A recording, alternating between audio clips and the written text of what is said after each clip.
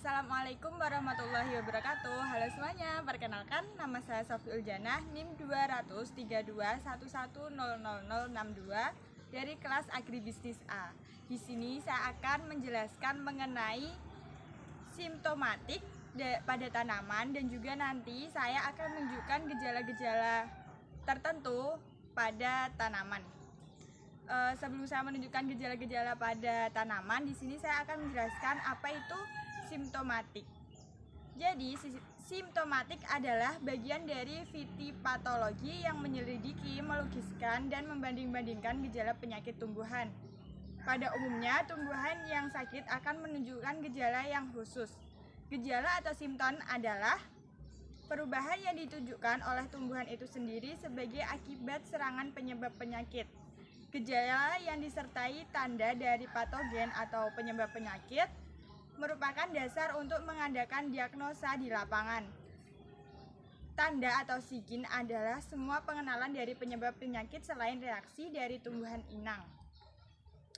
Umumnya, penyakit-penyakit tertentu pada tumbuhan tertentu menunjukkan adanya gejala yang khas. Berdasarkan sifat, gejala dapat dibagi menjadi gejala lokal dan gejala sistematik.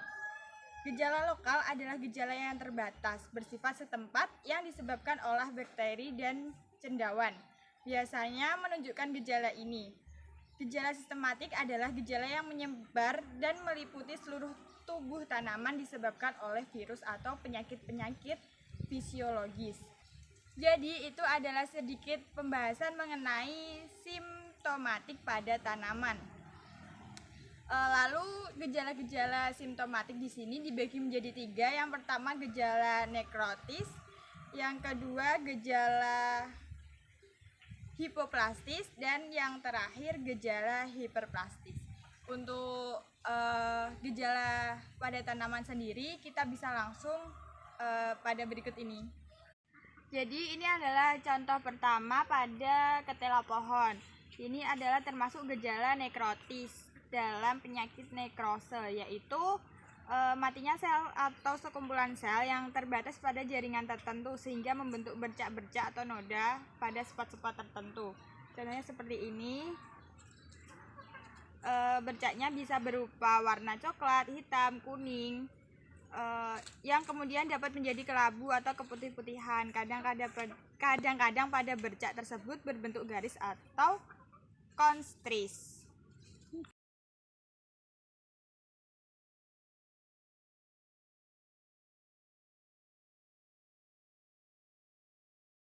Ini adalah pada tanaman bayam. Di sini termasuk dalam gejala nekrotis, yaitu pada penyakit klorosa atau menguning, yaitu perubahan warna dari bagian tanaman yang seharusnya hijau menjadi kuning akibat rusaknya kloroplas.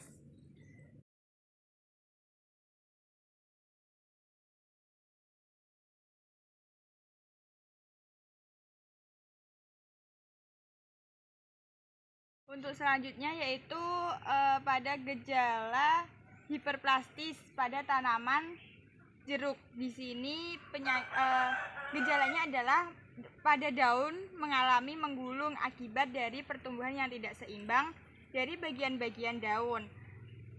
Biasanya daun ini bisa menggulung disebabkan oleh Corium solani. Tampaknya seperti ini.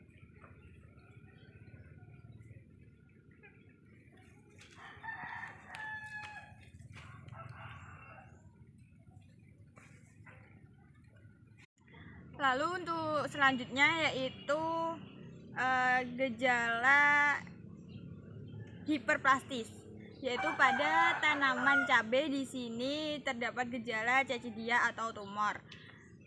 Cecidia sendiri adalah pembekakan setempat berupa bisul-bisul atau bintik-bintik yang terdiri dari jaringan tumbuhan bersama-sama yang disebabkan oleh penyakit atau dapat juga hanya terdiri dari jaringan tumbuhan saja. Cecidia dibedakan menjadi 2, yaitu Zoocecidia dan Phytocecidia. Zoocecidia adalah cecidia yang terdiri karena serangan hewan, sedangkan Phytococcidia adalah coccidia yang disebabkan oleh tumbuhan. Tampak coccidia seperti ini.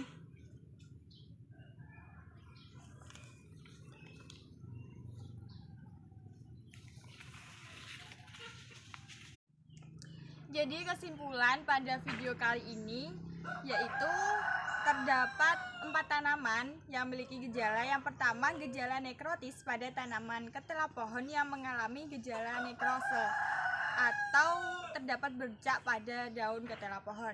Yang kedua, gejala klorose pada tanaman bayam yang daunnya mengalami warna kekuningan. Yang ketiga, gejala hiperplastis pada tanaman jeruk di mana daun jeruk mengalami daun yang menggulung. Lalu yang terakhir, gejala penyakit sisidia pada tanaman cabai di mana daunnya terdapat bintik-bintik seperti tumor. Sekian video pada kali ini, kurang lebihnya saya mohon maaf. Saya akhiri, terima kasih. Wassalamualaikum warahmatullahi wabarakatuh.